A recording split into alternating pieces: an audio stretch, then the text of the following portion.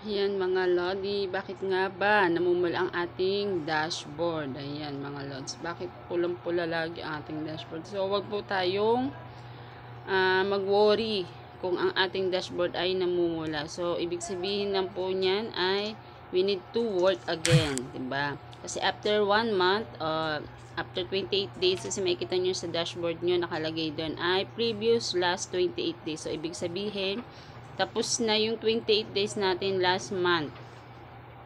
Noong August. So, lahat tayo ngayon ay namumula. Ngayong September. So, akin talaga ay pulang-pula ang aking dashboard. So, kailangan nating more of upload ng ating mga content. And make sure na ang content natin ay original talaga na boses natin. Mukha natin talaga yung nandun. So, kung nag-viral agad ang inyong video, malamang green agad diyang inyong dashboard. So, akin, ang pula lang, ang pula sa akin net followers, reach, interaction. So, yung 3 second video ko ay green. So, ibig sabihin yung 3 second video ko may mga nanonood ng aking video ng 3 seconds. But unfortunately, ang aking 1 minute video ay red. So, ibig sabihin, wala pa mo nagtatapos ng aking video in 1 minute. Ewan ko lang sa long form video kung may nagtatapos siya or natatapos siya up to 1 minute. So, dun mo ikita yung inyong performance sa inyong dashboard. So, ngayon, 1 month ngayon, month of September, syempre kailangan nating mag-work hard. Kaya pula pa rin yan ngayon kasi hindi pa natin nare-reach or nalalagpasan yung previous natin na reach.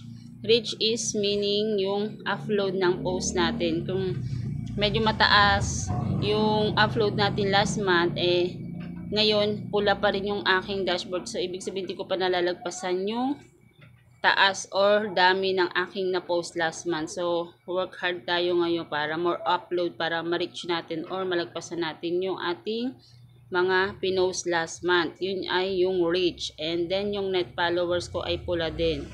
Pula ang aking net followers kasi yung mga nag-follow sa akin last month, hindi ko pa siya nalalagpasan ngayong month of September. Pagpasok nitong September, kung 500 yung nag-follow sa akin last month, ang nag-follow pa lang sa akin ngayon ay nasa 100. So, pula pa rin po talaga. So, kung papalo siya ng 600, magpa-follow sa akin ngayon, yung net followers ko ay magkukulay green. So, ayun yung reason ko bakit po nagpupulang ating dashboard po. Tapos po yung 1 minute video ko, kung marireach ko ngayon or malalagpasan ko yung pagka-green niya last month. Last month kasi green yung 1 minute video ko, tapos yung 3 second video ko ay pula. So, ngayon baligtad naman. Yung green sa akin ngayon ay yung 3 seconds video.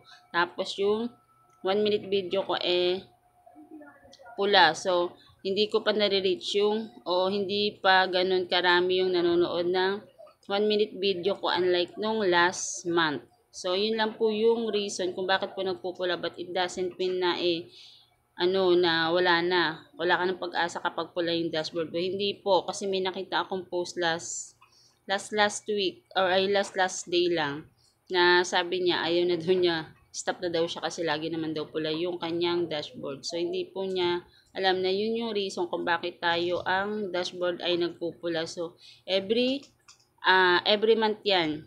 After ma-review ni Facebook ang ating dashboard, yan, magre-red talaga yan. So, makikita nyo naman yung performance nyo. Lahat yan ay ating performance ng isang buwan. So, wala pong mag-worry kung ang ating dashboard ay namumula. More work hard lang tayo. So, ngayon, kailangan ko mag-upload ng marami para maging green ulit ang aking dashboard. So, sana po may natutunan kayo sa aking content share. And thank you. Bye-bye. Thank you for watching.